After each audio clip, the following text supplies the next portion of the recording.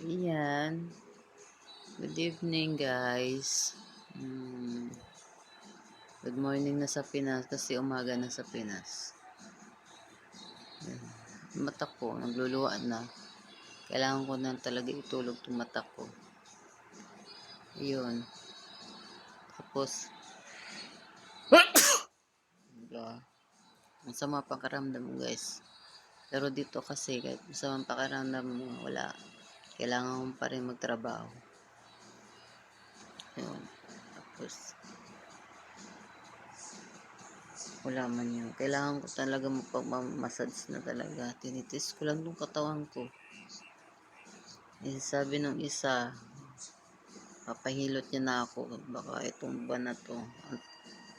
Pagkatapos na lang siguro ng pag-attend ng kasal ng kaibigan namin, saka ako magpahilot. Kailangan ko na talaga mahilot yung buong katawan ko. Hindi na makanda yung katawan ko, guys. Humihina ako. Tapos yung mata ko nagluluha na siya.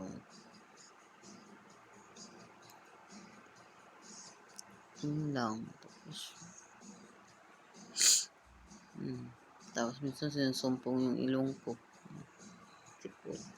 Malamig na kasi dito sa Saudi. Hanggang ano to, guys, hanggang February. Ang lamig dito. Pero buti nga buti pag umaga maligo ka may heater. Kasi pag walang heater, grabe ang lamig ng tubig dito, guys. Kailangan mo talaga tiisin ng lamig pag wala kang heater.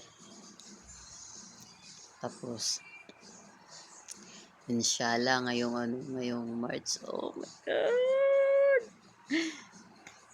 Magpapabunot na ako ng ngipin. Ngayong tapos Ramadan, papabunot na ako ng ngipin dito. Kasi sira na tong bagang ko, guys. Kailangan na mabunot.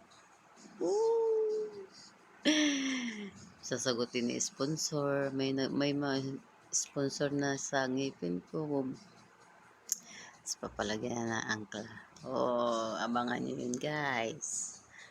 After pagkataas ng Ramadan, kailangan matapos mo ng Ramadan kasi hindi pwedeng pabunot ka, magtrabaho ka, kasi pahinga namin yun ng 4 days tapos Ramadan.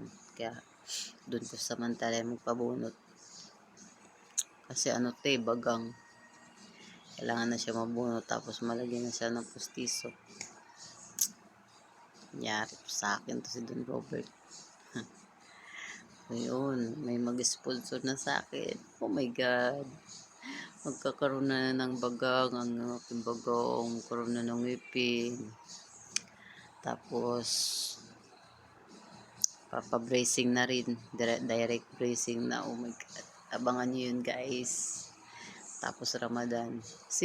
Pangit ng ngipin ko. Nakaano siya. Ganun na siya. Ganun na siya ngipin ko. Kapag tumatawa na ganyan, pangit, diba? Abangan nyo yun, guys. Gaganda na yan ang tawa ko. Diba? Shala. Excited na ako. Maayos na malagyan na ako ng Diba, guys?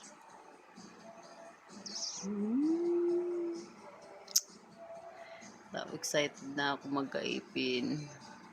Wala kasi itong bagang, guys. Nabunot na siya kaso wala siyang baga. Ay, wala na siyang pustiso. Kailangan makabita siya ng pustiso. Pero hindi ko lang alam. Siguro, abutin siya ng 1,500 riyal. Siguro, kasi bagang to pustiso, tas may bunot pa.